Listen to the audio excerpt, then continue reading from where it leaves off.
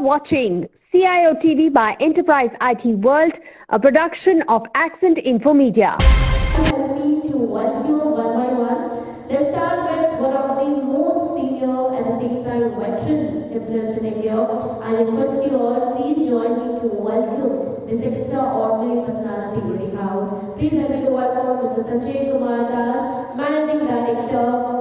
थोड़ी तालियों के साथ मैं एक्सपेक्ट किया था WBEIDC Limited. Webel. A round of applause for him, everybody, for the keynote on the state of digital transformation in India. Can we have the loudest round of applause, everybody? Thank you. We were got completion. The similar thing is this, because whenever we come out with such type of reports, we often lose out in identifying the exposure because we give a lot of importance to vulnerability. Everyone has a vulnerability, we know that. And what we do, we put a one or somebody else outside the door and allow him with a legacy data that who should not be allowed to come. And you would be astonished, all of your cars were checked, isn't it, today? While you were coming inside, every one of your cars was checked, yes or no? Yes. Mine was not. इसलिए वो लिखा हुआ था government of wonderful है ना? आप बताओ, मैं तो पिगीबैक करके क्या क्या लेके आया, कुछ देर में आपको पता चलेगा. So the whole thing is about exposure, not about endpoint, and that's why I say that the vulnerability is overtly stressed upon. बहुत ज़्यादा हम इसके ऊपर बातचीत की, and that's why exposure silently kills, and definitely it's not like this vulnerability and exposure, they are mutually exclusive, and that's why all vulnerabilities are not exposure, and all exposures will never come. So they are completely and mutually exclusive. So next point that I want to actually tell you about is endpoint security has been there. Yes. What we do in government, we say it is ABC, avoid bypass and conflicts. Anita would ask and tell me, Sanjay, I am sending somebody, you would be taking some place in your IT part, is allowed in them. So I would say, Anita, मैं तो ये नहीं करता हूँ, कौन करता है? आप इससे पूछ लीजिए, बता पाएगा मुझे तो पता नहीं मैं करता हूँ. Then he would come back and say, यार, IT pack तेरे अंदर है, तू नहीं करेगा तो कौन करेगा? Then I would tell him, yes, मैं तो करता हूँ, लेकिन मैं नहीं करता हूँ. Sujoy does it. He will please call Sujoy. When he calls Sujoy, and Sujoy actually sends this thing for me to approve, then I confuse myself. ये होना चाहिए, लेकिन गवर्नमेंट क्या ध्यान देगा उसके बाद. So this ABC, avoid, bypass and confuse, they are the three golden rules of governance. And if you really think that what endpoint is and endpoint security is nothing like that, nothing other than that. Endpoint security pertains to not only antivirus, it also includes anti-malware, spyware, firmware, everything you talk about that comes within. And if you really can, specifically, if you really can actually know how your system can be strengthened, your defender is quite good. You don't prepare anything. So if your OS and the defender comes with it, that is Microsoft I'm talking about. And remember, all security solutions of Microsoft, they come in the leader quadrant of Gartner. There is no doubt about this, other than this. For the last 10 years, Microsoft has never been in any other of the three other quadrants than leader quadrant in case of security. Though Microsoft does not sell security specifically as a service or as a product, it comes with other products. What is the latest, crazy takeover that has happened in the security domain? Anybody? Huh? The crazy takeover?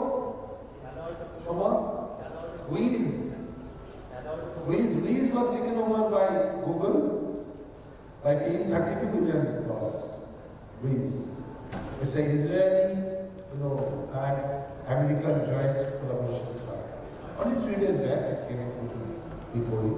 So I'm talking about specifically that side, that Y2K actually clarified the point that all these things are nothing but hype, and endpoint security is nothing but hype. Though just outside Shushovan will just kill. But even then, Shushovan is actually working in the area of what I'm going to talk. So, rise of social media, ushering in redundancy in connectivity, SWAN, MPLS, SD-WAN, everything. If you see the genesis of governance in IT governance by governments, you will just follow this path. This is the path. And that's why the rise in the number of endpoints is not exponential. It is a hockey stick growth. In 2010, I might be having only one phone. In 2015, I was carrying a phone with 2 SIMs. In 2020, both these SIMs are having internet connectivity. And 2024, right now I am carrying 5 connected devices, including this one. This is the way of increase that we are looking at, and even then we think that we can secure endpoints. No, there is no chance. Definitely no chance. You'll be astonished. You are sitting in a state which has, during the last 9 months, executed 26,602 public service delivery units connected with dedicated broadband connections. And we have targeted this number to be taken to 60,000 plus. And we have ordered 51. So each one of the schools, colleges, universities, health centers, be it private, public health center, small health center, the ration shop, every public service utility delivery center is connected with a dedicated broadband connection with 100 Mbps connectivity, upfront paid for 30 minutes. So that utility does not have to actually pay for the next 30 minutes. So what is happening? And it is ended with a router.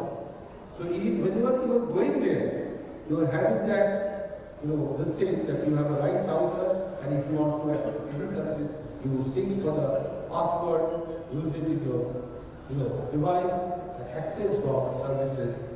Bingo. Every one of these endpoints can become a huge source of it.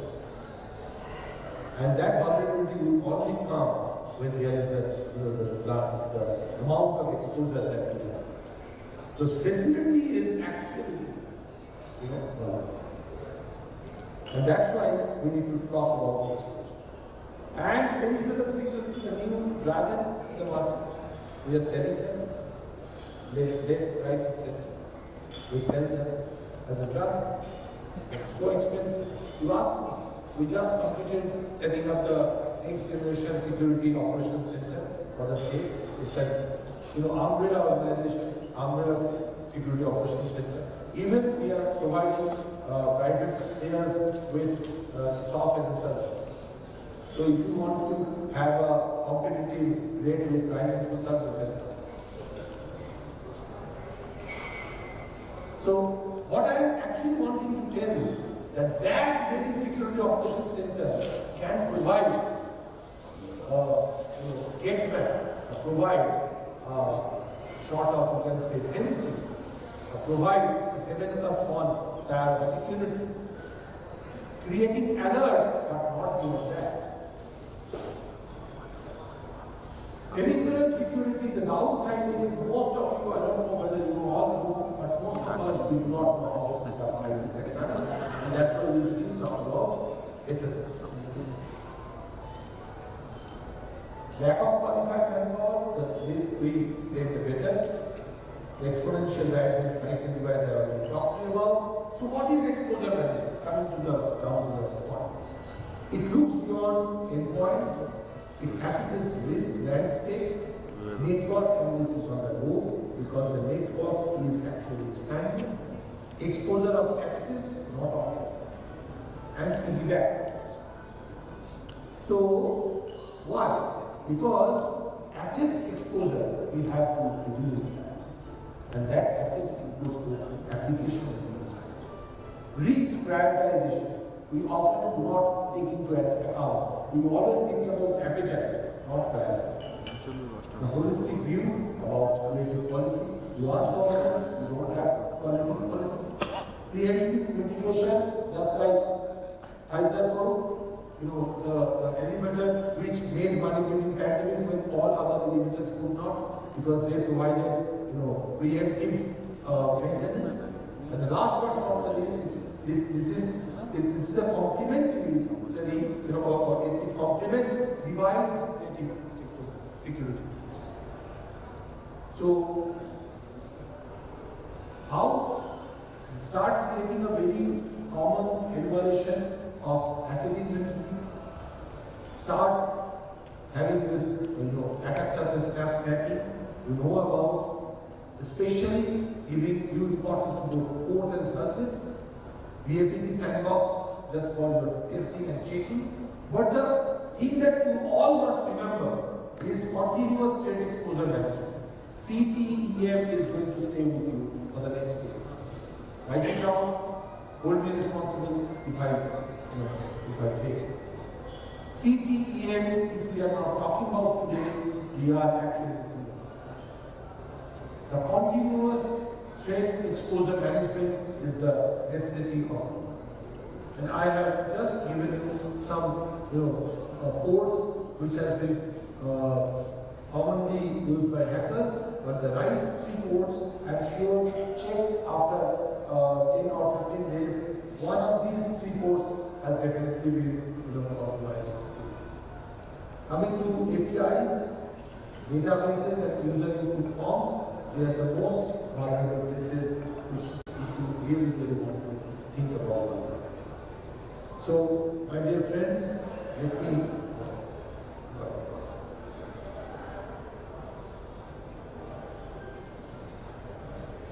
okay, I'm done with, and before I end, I would just like to tell you 2-3 things about Webel, because many of you definitely know, but many might not be. Webel is a state government PSU. It has been over the years an IT service provider for the state government, but it is beyond right now. It is completely focusing on emerging technology, and one of the emerging technologies that it focuses upon is security.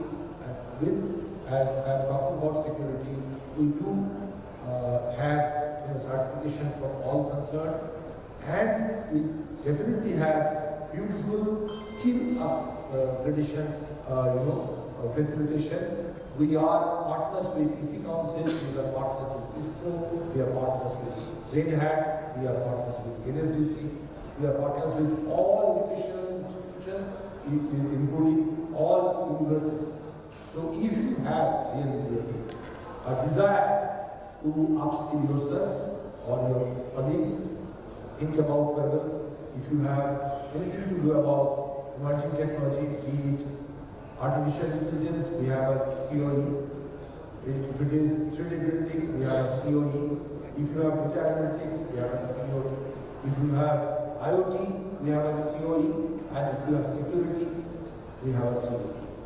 So whatever you think about definitely Webel. Give us a chance. But before I end, I would request all of you to pursue a course created and curated by Webel and approved by Certain, that is secure coding practice.